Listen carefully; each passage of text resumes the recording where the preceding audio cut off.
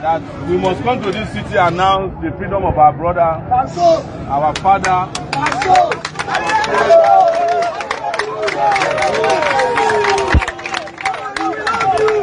and our leader, MAZI NNAMDI KANU.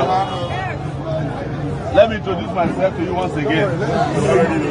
My name is MAZI NNAMDI KANU.